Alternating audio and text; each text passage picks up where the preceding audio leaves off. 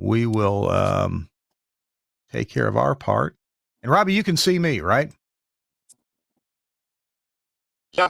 Is right.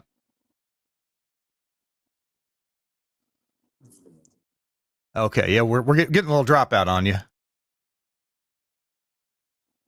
Yeah, I'm out down in the country, Pearson, Georgia. It's pretty country around here. Where's Pearson at? I don't know Pearson. South of Macon, about 2 hours. South of Okay. Atlanta, about 3.5. Yep. Okay. Give me just a second here, and we will be. But I'm also getting phone calls and stuff. So when phone calls jump in, then it seems to cut y'all out or something. It might. If you can do your best to ignore them, that would be super. Yeah.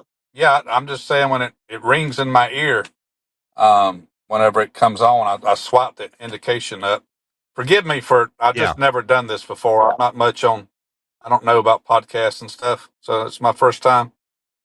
Dude, it's not a problem. I don't climb towers, and you don't do podcasts. It's a good deal. That's right. I normally try to stay away from people out on the tower sites, you know.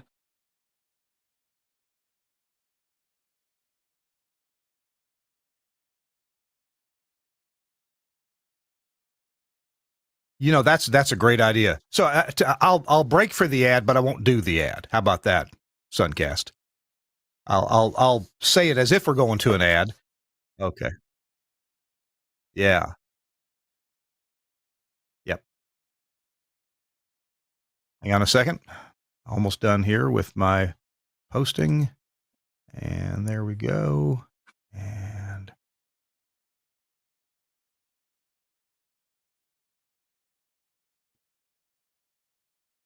okay. I think I'm done with that. All right. So, Suncast, if you can have Robbie's gallery ready to go, we'll do that. So, Robbie, my brain has to do double time here because I've got to think like I'm doing the show. But really, you and I, even though we're streaming live, we're really kind of doing a foreshortened show. And I'm going to act like we're going to go for a commercial break when really we're not going to go for a commercial break to absolutely maximize our time with you. Okay. So. And through the magic of post-production, we'll add the commercials in later. How about that? Okay. All righty. So, excuse me. I need to open my drink. We're starting about 4 minutes late. Not a problem. Hey, everybody on the network. If you're watching this live, we are doing a partial production of This Week in Radio Tech today. Of course, as usual, this little part of the show, this preamble, is not part of the finished program. We publish that on Fridays, but we do put out this live version as we do the show live. And so we're just about ready to do our show with Robbie Hewlett. Yeah, I don't know what to do about that. Of course, I rebooted twice. I rebooted once today because I had an update to do. So I don't know what in the heck. Thanks. I appreciate that. I'm frustrated and I wonder if I used it. Well, we tried a different browser the last time, didn't we? And we had the same. And let's see. Yeah, it had been fine. You're right. Let me close a few more tabs, but the tab thing, and they're not taking much resource.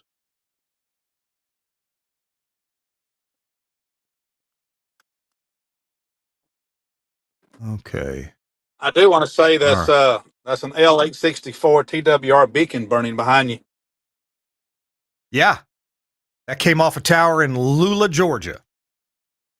Lula, Georgia. I've been there. Might have been on that tower.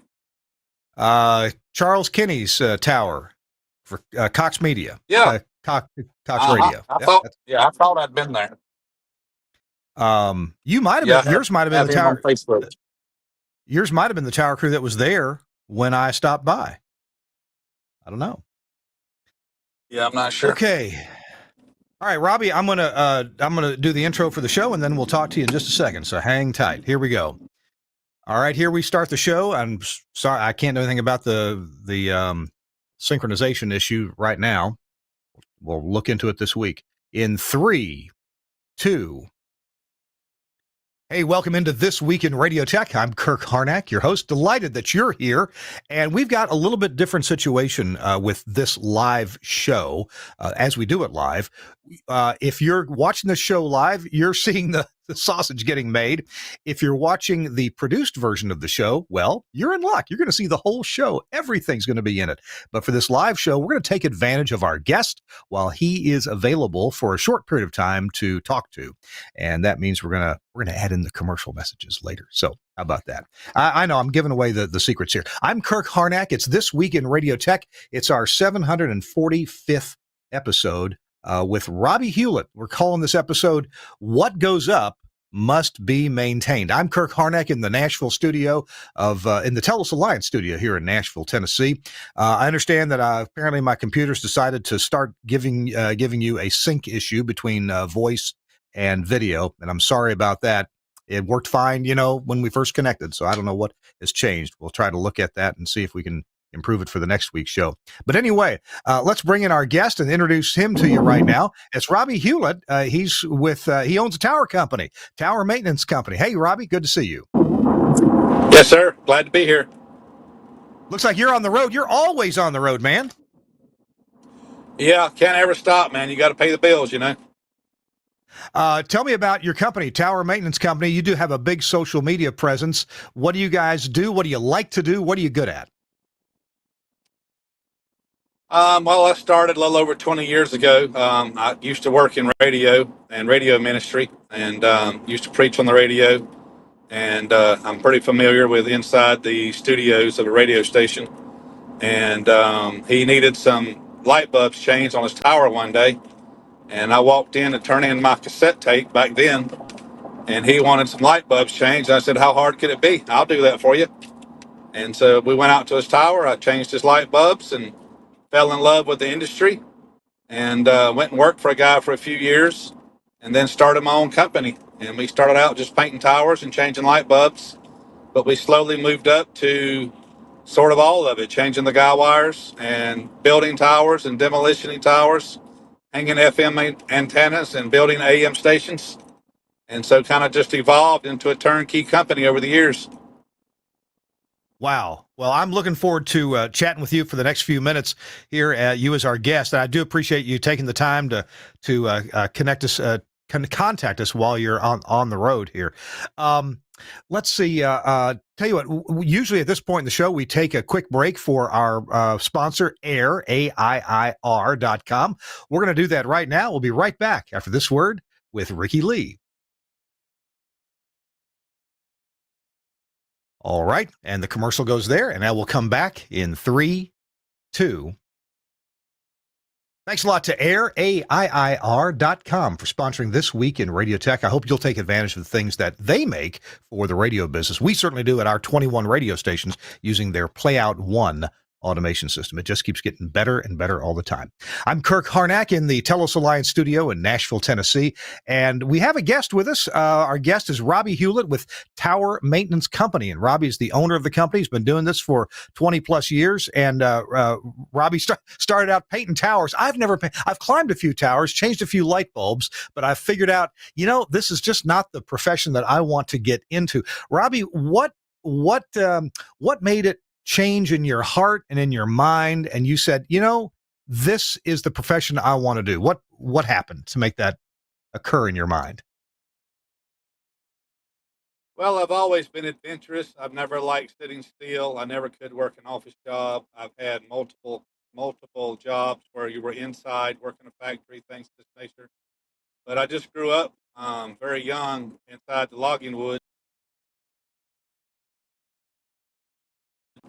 Never was my thing to work inside. I wanted to be outside logging, construction, things of that nature. So whenever I discovered towers, just going around from tower to tower all over the United States and climbing up, seeing everything you could see, bird's eye view. There's so much you can see from the tower. So that was always so exciting to me, is just drive all over the country and grab a hold of a tower and climb it and go do some work on it.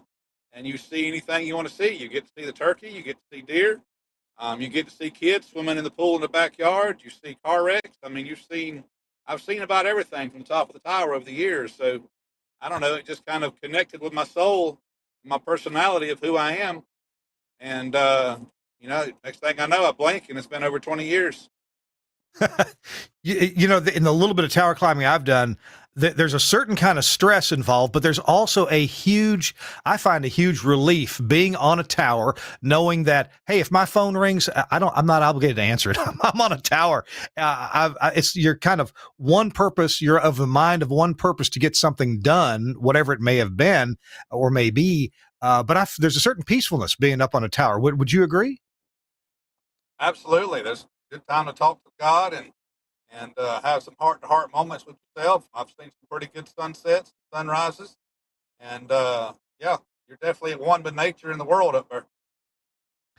Robbie, one thing we're going to do here, since our show is fairly visual, we've got some photos that are from your gallery that you make available to the public, and maybe there's a little bit of a story, probably with most every one of these photos, or at least an explanation of what's going on. And I want to remind our audience that Robbie's company, Tower Maintenance Company, has a presence on Facebook that is really good. Robbie posts video and photos of various projects that he's doing, and he always adds a personal note of what's going on in the photo and does a little explanation too. And I appreciate this. It really gets me some insight into the tower business and what they do. But Suncast, if you want to go ahead and pop a photo up, we'll let Robbie not take his eyes off the road for too long, but tell us what's going on here. Look at this tower, Robbie. Yeah, I'm not going to call out the call letters or what company it is, but that's Sure. That's a self-supporting tower. It's called a T-bar. It's got a T-bar across the top, so you can mount two antennas up there at the same time. You can have two different TV stations operating from the same tower. And so we was called in 2011 to paint the tower, but it was right up over a VA hospital, right over a big college soccer field, right over a huge parking lot in the city, and it was a pretty high risk job because when you're painting it, you got to be careful with your paint drops and all, and not paint the whole city up underneath the tower.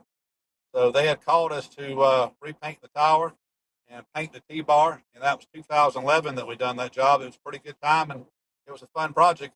And you paint these towers because of aviation marking. So when airplanes are flying through the sky, they need to see distinct colors, a separation of colors for visibility. So it's created for high visibility for aircraft as you're flying along. You see the tower out in front of you being orange and white, and then the FAA and the FCC requires you to stay inside of a certain color coding through the years as the sun fades the paint and the orange turns more pink. Then they'll call us to come back and paint the tower again because they need it bright and shiny so the aviation aircraft flying through the city or wherever the tower is don't hit the tower. So it's called aviation marking is the technical term. You're marking, you ain't really painting the tower, you're marking the tower with aviation orange and white for aircraft. Wow. And by the way, if you could tell us, what is the number one technique to prevent paint spatter from getting on valuable things on the ground around you that don't need to be painted? The biggest part would be just being slow and careful, being methodical. I mean, we've all been in a hurry and got outside and washed our truck in a hurry and we missed a few spots, right? But if you get Mm-hmm. out there on a Sunday afternoon and you take your time and you're in no hurry and you really work at being slow and careful and methodical, then you usually end up with a pretty clean vehicle. And so it's the same way for paint towers. You just want to be very careful and take your time. Gotcha. So it sounds like it takes more time to paint a tower when you've got to avoid the paint spatter. If you get paint a tower out in the middle of a bean field in the middle of Mississippi, you can probably be a little faster on it because the paint spatter doesn't matter so much. Wow. Let's take a look at our next picture, Suncast. Oh my goodness, that looks like a helicopter. What's going on here? Yeah, so that was a company that I helped um, on this project. It's a helicopter taking a TV antenna off the top of a tower there was a thing called the repack back a few years ago that lasted for about 4 years, and it was Uh-huh. the FCC selling off a certain amount of channels of the TV network, the TV bands and channels. They sold off a certain portion, so a majority of the TV stations around the country had to get a new antenna and get their antenna repacked with a new channel, 62 or 8, had to get a new antenna with a different channel. And so we Yeah. had to go all over the country changing these antennas. When stations had to change their antenna, did they oftentimes also have to change their coax or waveguide? It just depended on the age of the antenna, what their package deal was. The government paid for a majority of this. It was government funded because they were selling off part of the channels that didn't really have a lot to do with the actual TV station. So they had some Yeah. grants and things like that. So it kind of just depended on the age of their hard line, the age of their coax, just what kind of deal they negotiated with the government of what they needed to change out and replace. Gotcha. By the And way, the it reason why looks like that on that helicopter, it looks like there is, I think you might call it a cupola, or there's a seating position with a rounded window on the back of the cockpit that looks toward the crane assembly. Am I visualizing that correctly? Yeah, it's a viewer window. So there's one of the alternate pilots in there is looking straight down at the antenna and the rigging. So when he gets ready to lift the antenna off the top of the tower, he can look down through that window and get very precise. So when the primary pilot, he'll hand over to the secondary pilot, say, okay, your control up of the antenna, and this guy's actually helping the riggers on the tower with the antenna hook everything up, and we're talking with the helicopter pilots, and we're being very methodical about when the bolts are loose. Okay, the antenna's clear. Okay, you can lift up and take the antenna away, type of thing. I always wondered how they did that. Now that makes good sense. Suncast, let's move on to the next picture. Oh, okay. We have a gin pole here, right? What's going on? Yep. So that's a gin pole that's taking a new antenna to the top of the tower. And the reason why, so that gin pole, it can take a week to move in there and set all that up and get all the rigging ready. And then a few more days to take it all down, load up, and get to the next helicopter, which was the previous picture. You can have a helicopter come in there, grab the antenna, take the old one down, pull the new one up, and you're just ready to go in a few days. And so, because the repack was so busy, one job after another for all these stations across the country, the helicopter helps speed everything up. But the gin pole is basically just a device that sets up above the tower and gives you a cabling system that you can hook up to the antenna, lift the antenna up, and lower it to the ground. Nice. All right. Suncast, what's next? Oh, I know what this is. I've got one of these on the floor behind me Yep. here in the studio. Yep, it's sitting right behind you. So the FAA requires the towers to stay lit. So when aircrafts fly through at nighttime, you got a flashing beacon. So this is an L864 TWR beacon, and the lens is red, but the bulb inside of it is just your standard white light bulb with a filament. And so it's just like a tail light or a light bulb in your car. It's got a socket in it. You push it down, turn it, and pull it out. Got little tabs on it to lock it into place. So you just spin a wing nut in the middle of the beacon, and it's got that hinge on the back side. Fold it over, open it up, pull those two bulbs out, put new ones in, and then close it back up, and you're good to go. So once your light bulbs go out, as engineers know, they have to file a NOTAM with the FAA saying, hey, our light bulbs are out. We've called somebody, and they got 30 days to get their light bulbs fixed. Hey, Suncast, if you'd bring the camera back on me, put me on full screen. I always point to this light bulb here from the top of the tower, and this fixture that I've got here came from a tower in Lula, Georgia. My friend Charles Kinney, who's been a guest on the show, it was a tower that he was in charge of, and they switched over to a strobe system on that tower. And so, anyway, he asked me if I wanted a beacon. I said, sure, I'll come down there and meet you. And it may have, I don't know if it was for sure, but it may have been, Robbie, it may have been one of your crews that swapped that out. I did meet a crew there that day that I showed up.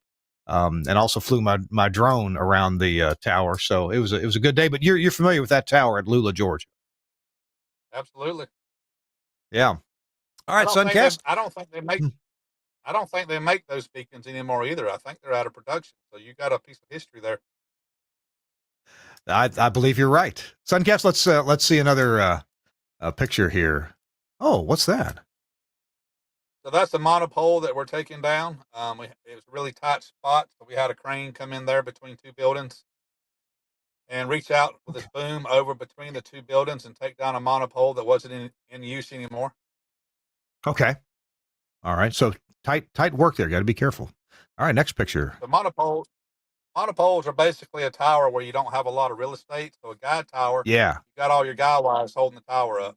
A self supporter, you'll Yeah. have a wide base at the bottom. But monopoles in the Sure. city, you can kind of just stick anywhere, and you can have a really small piece of land, put your monopole up, put your antennas on it, you're good to go, and you don't take up a bunch of real estate. This is a Exactly. self supporting tower we're building in Virginia, and it's up on top of a mountain right in the middle of an apple orchard. So we had to be very, very careful not to touch none of their apple trees. And there were some tourists and customers coming through there all the time picking apples. You pay so much to pick your own apples. So we were Huh. warned to be very cautious about not damaging any apple trees. But yeah, we built that tower from the ground up and put a new TV antenna on the top of it. Nice. All right. Next one. Suncast. Yeah, that's the antenna that's going on top of it. That's a TV antenna, and I'm not going to be very specific with names and manufacturers and stuff like that. Gotcha. Gotcha. So, Looks good. Okay. power TV Hmm. antenna going on the top of it. All right. That's That's a pretty a tower. Yeah. 1,000-foot cell supporter in Ohio, and they asked us to come in there and repaint it. And that's one of the completion photos. We still got a rope up on the tower, lowering a few things down off of it, getting it ready to getting ready to be done and get out of there. But that's one of my proudest moments. That was a monster. You could park at least 10 or 12 full size vehicles underneath the bottom of that tower. It was a really, really large project. Okay. Um, I don't know if I've ever seen 1,000-foot self-supporter. That's pretty cool. And what was that last picture there, Suncast, that you had on? That's the same tower. I just took a picture of me under it. Gotcha. Okay. Gotcha. And how about one more picture, Suncast? What else we got? Oh, it's like an AM array. That's AM's almost out of here. I know we talking to a broadcast audience. Uh, AM. So sad. It's usually one of my favorite field. Called the ground radio electrical connection, just the science and physics of AM, how it works. But this is I think I can't see the whole picture, but I think there's a 4 tower array in there that just shows 2 of the towers. But Yeah, it looks actually, like it might be a I think direct. we got several pictures in a row here of some AM Suncast. If you want to go ahead and show us the next one, and yeah, Yeah. So there's 3 of the towers. yeah, so that's called a directional AM. So you have all your towers in a row, and they're all broadcasting RF in a certain direction towards a certain town to saturate that area and that community that they want to penetrate.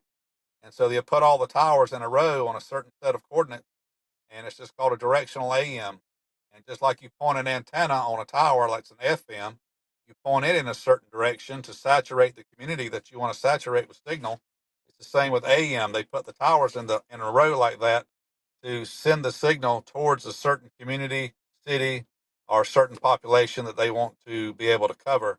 And a quick notation on AM, the tower is the antenna. The tower is hot. If you touch it, it will burn you. On an FM tower or any normal guide tower that's not AM, the tower is just a structure to mount the antenna to above the trees, get trees, and build it tall enough that the signal from the antenna can go out across the community unobstructed. So with AM, same difference. It's just that the tower is the AM, and there's been many of thieves and vandals go in there trying to rob the copper tubing and things, the feed tube off of an AM. They go in there trying to rob and steal stuff, and they get burned up pretty bad. So just a quick notation, any of you that's not too familiar, you get up around an AM site, I would suggest not touching the tower. That's the truth, indeed. We've got a couple more pictures here before we're going to take our next break.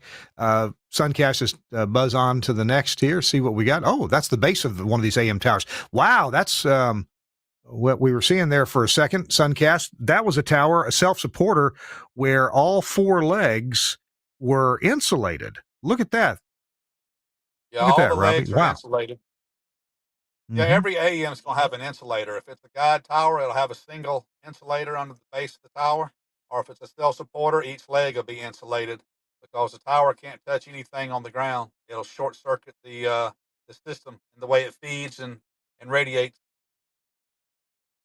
Yep, indeed. That's what we call series fed. It's possible to feed an AM and have the tower grounded with a folded unipole, but man, you don't see many Absolutely. of these self supporters that have each leg insulated. I've worked at a station in Jackson, Tennessee, that had that, but that tower was brought down by a tornado, probably a good 15 or years ago, or maybe more. But wow, that's really something. Suncast, what else we got here, real quick, before we take our break? Oh, there's a nice aerial shot. Yeah, that's the same thing. It's just a directional AM. That's in Indiana. We done a Gotcha. paint job there, painting them up, and actually I was on the tower next to it. That's their TV tower. That's 1,000 feet. I had to go up there and Okay. change the bulbs while I was on the project. So while I was climbing up on that tower, I just took pictures of the towers down below. Good deal. Good deal. So tell you what, we're with Robbie Hewlett. Robbie is the owner of Tower Maintenance Company. They've got a great social media presence. If you want to follow Robbie or his tower company on Facebook or wherever he is on social media, but I follow him on Facebook. It's interesting to see when Robbie has to go demolition a tower. Of course, it's kind of sad. It pulls at your heartstrings, but sometimes that's Right. what has to be done. Yeah. Robbie, we're going to take a quick break and be right back with a final segment and a couple more pictures. Right after this, we're going to hear from our friends at Broadcast Bionics about Camera One. Okay. All right, this is where we stick in the Camera One. Robbie, how much more time should I plan on? Have you got 5 more minutes, or are you about done? Yeah. I mean, how much have we done already? We've done about 25 minutes. Yeah, I can do 5 or 10 for you. Okay, we got a few more pictures. And Suncast, I'd like to fast forward through the gallery to there's a picture, Suncast, of a radar dome on top of a tower. Why don't we just skip forward a couple to that point? And we will come back. There you go. Okay, put the camera back on me and we'll bring it back from the ad. Here we go. Coming back from the Broadcast Bionics ad in 3, 2. Thanks so much to Broadcast Bionics. Dan McQuillan. By the way, Dan's going to be a guest later on this summer. He's got some great uses for Chat GPT that engineers like you and I really going to appreciate. Make our jobs better. Dan has got a lot of this stuff figured out. Thanks again to Broadcast Bionics for sponsoring This Week in Radio Tech. Hey, it's Kirk Harnack, and my guest is Robbie Hewlett. I've actually been talking to Robbie for some time about coming on the show and being a guest, and he's a busy man between running a tower company and learning to fly. He's not got much time. He's joining us from his truck. Robbie, tell me for just a minute about learning to fly. What has that been like for you? It's way more complex than I thought it was. For all of us on the ground, when you look up and see a plane flying around, you're like, oh, that ain't that hard. That ain't that bad. Like it's just you just float around the sky. It's not a big deal.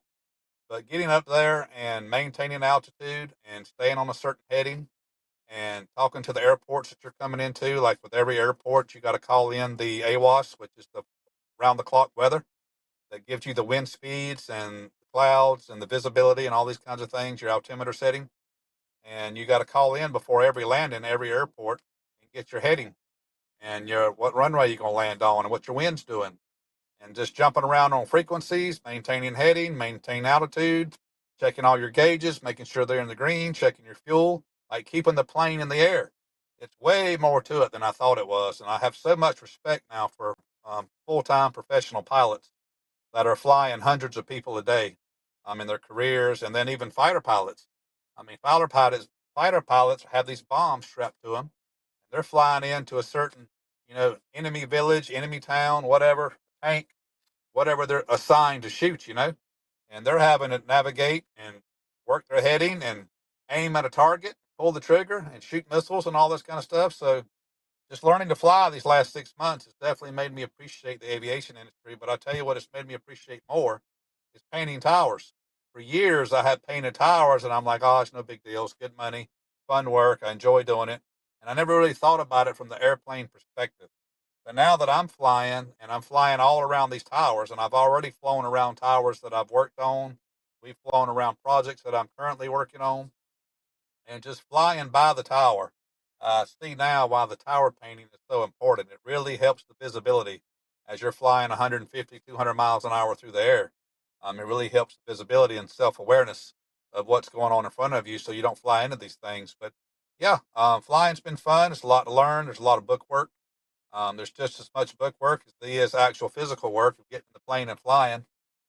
And then coming up at the end, you got your check ride. You got a DPE, an examiner that come and gets in the plane with you, and he's going to fly around with you for 2 hours and ask you to do certain maneuvers and achieve certain tasks. And he's going to be talking with you the whole time, asking you questions and giving you, fake scenarios. And what would you do if this happened? What would you do if that happened? And so that's the next thing for me is just getting ready to get past my check ride. We're actually going to fly out in the morning from Douglas, Georgia to Cedar Key, Florida, back over to Tallahassee, back up to Douglas, what they call a cross country, where you're just practicing hopping airports, talking on the radio, and getting pretty fluid with everything so that you can get ready for your check ride and you no longer need your flight instructor. Oh, nice, nice. Boy, I remember I've got about 600 hours VFR, and I haven't flown in a couple of decades now, and I would love to do it again. But it's exciting to me that you are going through the training and you're going to be a pilot and you can fly to workplaces when that's appropriate and fly your family, to a little beach in on a key in the Florida Keys if you need to for the weekend. Get away. Right. Bahamas. That's a nice feeling. That's a nice. Yes, Oh sir. yeah, you could go to the Bahamas. Hey, we got a couple more pictures to look at. Suncast, if you could pop that picture back up. That looks like a radar dome. Is that what that is? It is. So that most of your TV stations, when they're showing you the weather on TV, that's a Doppler radar. And that Doppler radar sends out RF to the weather, and then it hits the weather and bounces back. And the distance that it takes to go out to the weather and bounce back is how far the storm is away.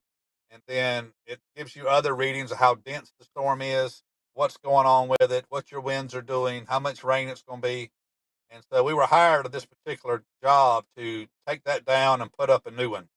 And so that's what the crane's there for, is taking the radar Doppler down and grab the new one and stick the new one back up there. Nice, nice. All right, Suncast, what's next? Oh, This is channel a 18 picture of a somewhere. 600-foot Mm-hmm. tower in Kentucky, and they had called us to change out or take down some old hard line that was no longer needed, just to reduce the structural loading of the tower, and Uh also huh. paint it while we were there. So that's in central Kentucky, and we painted it and took down some hard line. Well, I know that station. That's WLEX TV, channel 18. It has been the NBC affiliate. I assume it still is in Lexington. Right? That's correct. Wow. My goodness. Unfortunately, he's passed away, but the fellow who used to give the weather on in prime time was Frank Falconer on Channel 18. That's Frank was one of the people that inspired me to get my degree in meteorology. So, wow, that's Bob great. James. What's next? What's next, Suncast? It's a small world, isn't it, Robbie? What's this one? Yep. So that's the RCA antenna. That's on top of WLEX. It's an abandoned Oh, antenna. It's okay. analog. It's no longer in Uh-huh. operation. And so actually the hard line that we was pulling down off of that tower was feeding that antenna, or used to feed that antenna. They're Uh-huh. at the time I was working with them, they were planning to leave the antenna up there, just part of history.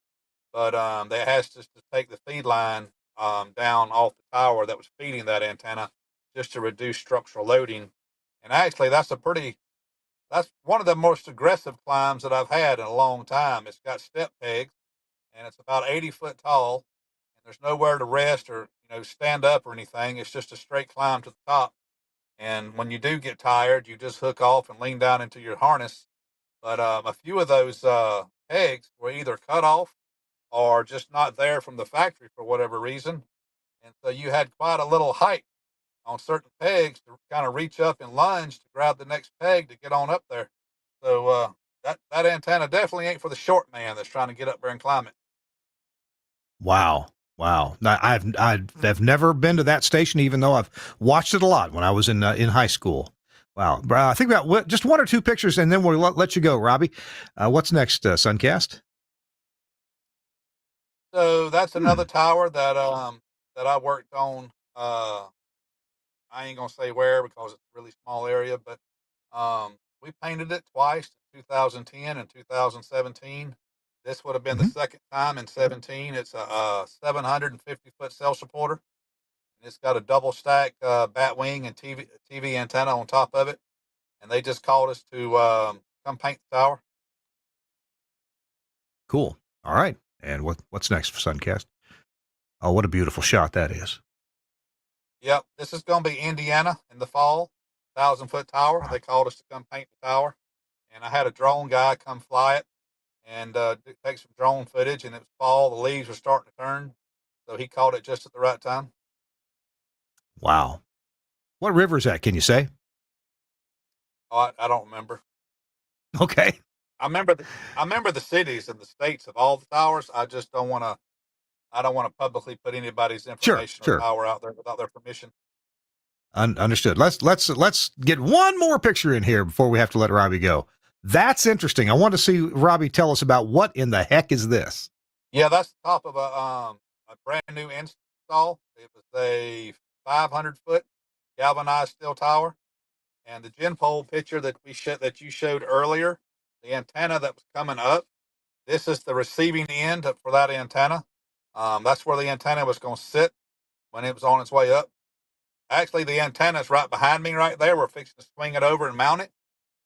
Uh-huh. But you can't see it from that photo. But the antenna is actually right behind us on the gin pole, and it's fixing to swing around and sit right there. Nice. So we're looking at a plate at the top of the tower there, aren't we? Yeah, it's called a top cap. It's a cap that goes on top of the tower with the boat holes, and they got a light right there that's mounted. That was for temporary until the antenna got there. So we had to unbolt that light and move it over out the way, and then to swing the antenna around and set the antenna down and bolt it up, and then you just end up running your light on up higher up to the top of the antenna. So will the antenna that's going to be mounted there, will it cover all those holes that surround the big hole? That's correct. It's got a base plate on bottom of the antenna that is set Okay. down on top of all those holes, and then you start sticking bolts in it all the way around. Cool. Very nice. All right, we're going to stop there. And Robbie, I know you're out of time, and so I'm going to thank you very much for taking the trouble and time to join us in your busy schedule. I know you've got family things to do right now, so I really appreciate you spending time with us and taking us through these pictures. It's been a great tour. Yeah, man, it's been fun getting to know you on Facebook and talking with you privately, man. I like your business. I like what you're doing in the broadcast community and stuff, and so it's been a pleasure to meet you and talk with you all this time. All right. Well, listen, safe driving and safe flying. Keep the greasy side down and the pointy end forward. Okay, sounds good. I Thank think you. it's all right. Take care, gentlemen, ladies and gentlemen. That is Robbie Hewlett. He's the owner of Tower Maintenance Company. We'll have a link to his company in the show notes. And coming up next on This Week in Radio Tech, we're going to have an interview with a Nashville area station owner about the NAB and their petition to the FCC for a lot of deregulation, what they'd like to do. We've got Bud Walters with Cromwell Broadcasting coming up next, right after this on TWiRT. Okay, just a note for those of you watching live. Oh, Robbie, thank you very much, man. I appreciate you. Let's see. Suncast, we'll get a photo of Robbie from his Facebook page, okay? For the thumbnail. Thanks, Robbie. Take care. All right, see you guys. All right. See ya. Thank you. And so Suncast, tell you what, if you don't mind, let me record a little well, the interview I did doesn't need a separate intro. We can come right out of the spot. The spot, though, the spots I've got to do. Do you want to? Yeah, that'd probably be smart. Let's kill the stream. Bye, everybody. Thanks for joining us. We'll have the complete show for you posted tomorrow.